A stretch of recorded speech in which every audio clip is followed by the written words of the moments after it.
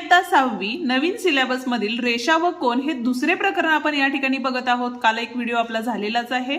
आजच्या व्हिडिओमध्ये आपण कोन आणि कोनाचे प्रकार कसे ठरतात हे डिटेल मध्ये बघणार आहे, त्यामुळे आजचा व्हिडिओ शेवटपर्यंत नक्की बघा।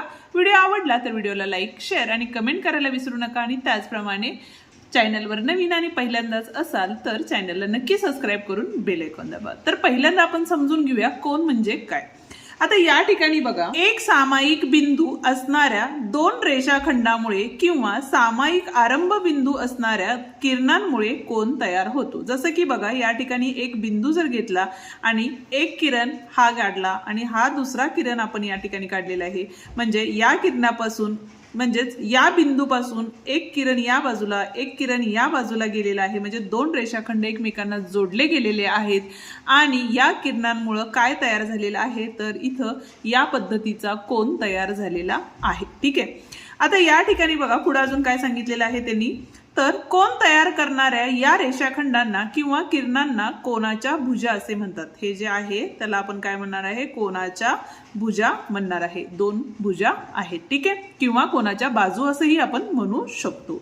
सामायिक बिंदूंना कोनाचा शिरोबिंदू असं म्हणतो आणि जो दोघांना जोडणारा बिंदू असतो त्याला आपण काय म्हणणार आहे तर शिरोबिंदू असं म्हणतो। ठीक आहे, आता या ठिकाणी बघा आकृतीला नावं देताना या ठिकाणी ए ओ बी असे दिलेले आहेत, म्हणजे इथं ए, इथं ओ आणि इथं काय आहे बी आहे। ठीक आहे, मग आता पुढे काय सांगितलेलं आहे बघा, आकृतीत किरण ओ ए ओ बी या कोनांच्या काय आहेत भुजा आहेत आणि ओ हे काय आहे त्याचं शिरोबिंदू आहे। ठीक आहे, आता पुढे काय आहे बघा, तर सोबतच्या कोनाचे नाव ए ओ बी किंवा कोन बी ओ ए, म्हणजे ए ओ बी किंवा बी ओ ए या पद्धतीने आपण लिहू शकतो। ठीक आहे, आणि ते कोन असं वर्ड शब्द न लिहिता त्याच्याऐवजी आपल्याला काय करायचंय हे चिन्ह वापरायचं आहे, म्हणजे लिहिताना आपण काय करणार कोन ए ओ बी, हे वाचताना आपल्याला कोन असं वाचायचंय, किंवा आपण असंही लिहू शकतो कोन बी ओ ए, वाचताना आपण या ठिकाणी काय वाचणार आहे कोन वाचणार आहे, पण लिहिताना आपण काय करणार आहे कोनाचं चिन्ह या ठिकाणी आपण काढणार आहे। ठीक आहे, आता जो खाली दिलेला तक्ता आहे तो या ठिकाणी आपण पूर्ण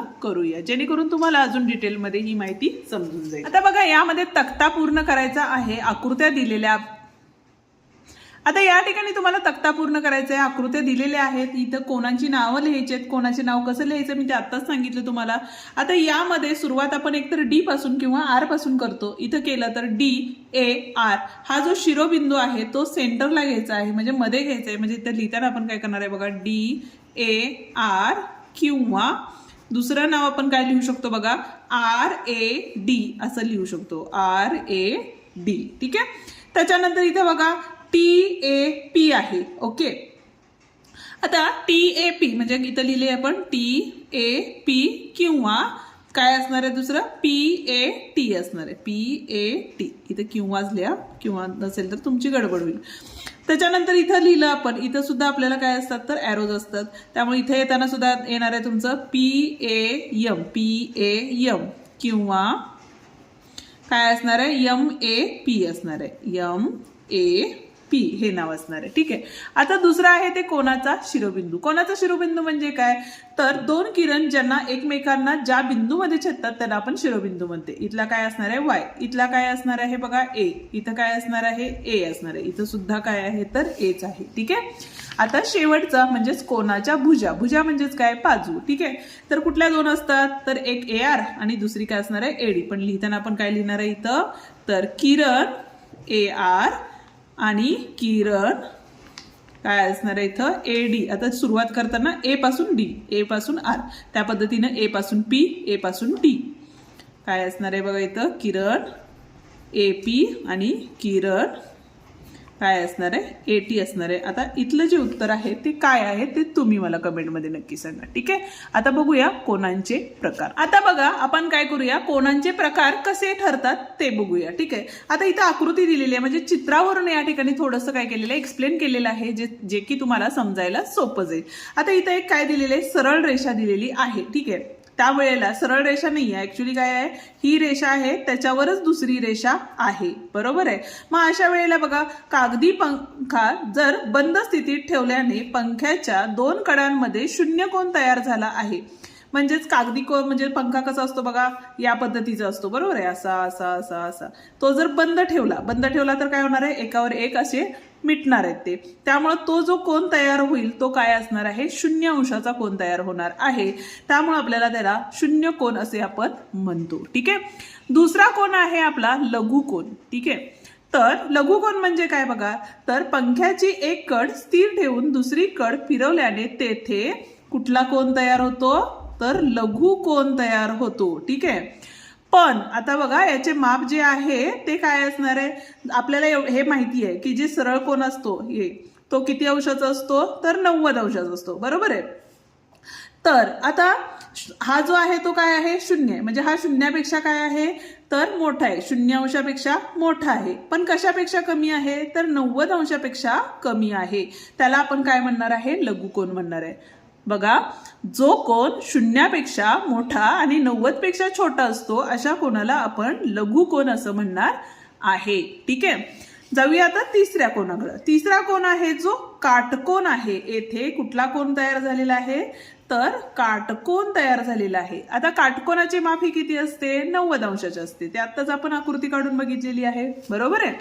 म्हणून हा तिसरा जो कोन आहे तो होता काटकोन होता. ठीक आहे. आता पुढचा विशाल कोन. कुठला कोन तयार झाला इथं आपला, तर विशाल कोन तयार झाला. ठीक आहे.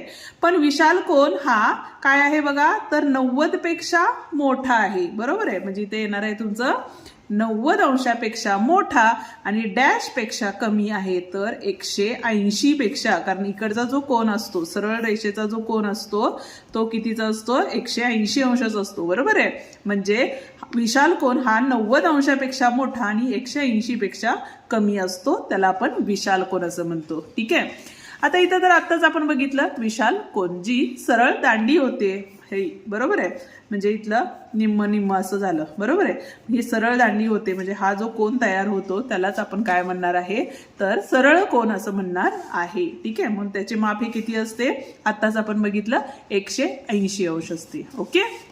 आता पुढचा कोन जो आहे आपला प्रविशाल कोन. प्रविशाल कोन म्हणजेच काय बघा, तर सरळ कोनापेक्षा मोठा, म्हणजे 180 पेक्षा मोठा आणि 360 म्हणजे काय, तर इथून चालू होऊन पूर्ण परत याच ठिकाणी जो कोन येतो त्याला आपण काय म्हणतो, तर पूर्ण कोन म्हणतो किंवा काय म्हणतो, 360 अंशाचा कोन असं म्हणतो. ठीक आहे. म्हणजेच काय झालं बघा, या चित्रात तयार झालेला कोन हा काय आहे, प्रविशाल कोन आहे. का, तर हा काय आहे, तर 180 पेक्षा मोठा आहे पण 360 पेक्षा लहान आहे. ठीक आहे. म्हणून याला प्रविशाल कोन असं आपण म्हणतो. ठीक आहे. आणि शेवटचा जो की आत्ताच आपण बघितला त्याला पूर्ण कोन म्हणतात. आणि पूर्ण कोन हा काय असतो बघा, तर या चित्रात पूर्ण पंखा तयार झाला असून पंख्याच्या दोन्ही कडा एकमेकांना तंतोतंत जुळतात. आता 0 कोनात पण जुळल्या होत्या, पण ते काय होत्या, न उघडता जुळलेल्या हे होत्या, कडा होत्या. आणि इथं काय झालेलं आहे, पूर्ण उघडून परत एकमेकांना जोडलेल्या कडा आहेत. त्यामुळे याला पूर्ण कोन असं म्हणतात.